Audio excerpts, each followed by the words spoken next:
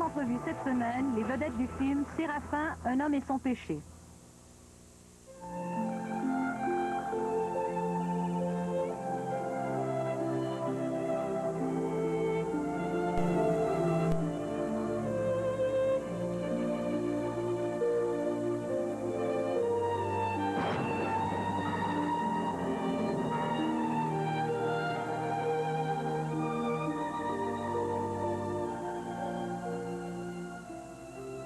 On a fait les belles histoires de 56 à 70.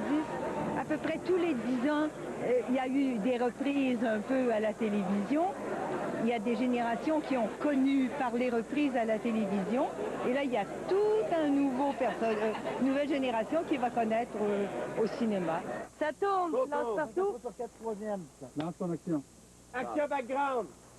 Faut pas dire que j'écoutais les belles histoires de Pays d'en haut avec passion. J'écoutais ça comme tout le monde, mais j'étais petit à ce moment-là.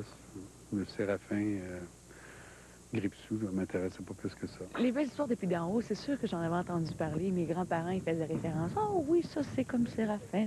Oh oui, les personnages d'Un homme et son péché ont vraiment beaucoup marqué les Québécois. Puis bon, mais j'avais vu les reprises, en reprise, par exemple, les épisodes d'Un homme et son péché. Puis c'est certain que ça change. Hein. Tu sais, même déjà quand on lit l'histoire, le livre de Claude-Henri Grignon, Un homme et son péché, c'est pas vraiment la même histoire que celle qu'on a vue à la télé. Séraphin, un homme et son péché est le plus grand succès du cinéma québécois en sol québécois.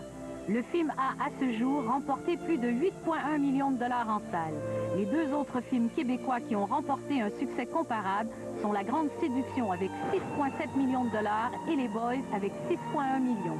Tout ce qu'on a fait, c'est qu'on a sorti du roman de Grignon la matière. C'est très, très puissant, hein, ce qu'il y a là-dedans. La matière dramatique. Et ça s'est déployé. C'était fantastique. C'était très agréable à écrire parce qu'il y a vraiment quelque chose de très puissant et de très ancien en même temps là-dedans. Et les acteurs sont même venus, ce qui est assez rare, sont même venus avec moi dans les institutions pour défendre le projet parce que les gens avaient beaucoup de difficultés à voir pourquoi refaire ça. Ça a déjà été fait. Alors, ils avaient de la difficulté à s'enlever, les Jean-Pierre Masson, les André Champagne, etc., ou les Hector Charland, selon l'âge qu'ils avaient. Vous avez dit qu'elle viendrait. Oh, mais je suis bien contente de vous. C'est évident que, rendu en 2002, oui, on est parti du roman et on a développé l'histoire, développé les personnages. On peut se permettre beaucoup plus de choses techniquement et aussi dans les relations personnelles en 2002 qu'on pouvait dans les années 50, vous pensez bien. C'est une histoire vieille comme le monde. Ça date d'Adam et Ève et pourtant c'est d'une actualité absolue. Souvent, on se dit, bon, ben, le cinéma québécois est en panne de scénaristes ou de scénarios intéressants. Puis je trouve qu'on se penche pas assez sur ces histoires-là de romans qui sont formidables, qui sont très, très belles. C'est ce que je dis toujours en blague. Je pense que ma comptable aimerait bien me voir prendre certaines qualités du personnage de Séraphin. On pourra voir Pierre Lebeau l'an prochain dans 4 films, dont le 4e volet des Boys, Les Boys en prolongation. Karine Vanasse vient de tourner dans Head in the Clouds de John Diggin, une production américaine indépendante, tournée à Montréal avec Charlie Theron et Penelope Cruz.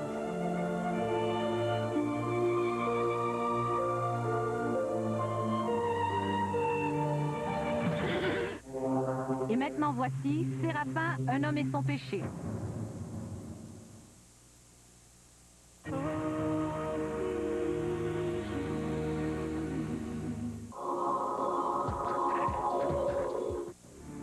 Avertissement. Le film qui suit ne peut être vu que par des personnes de 13 ans et plus.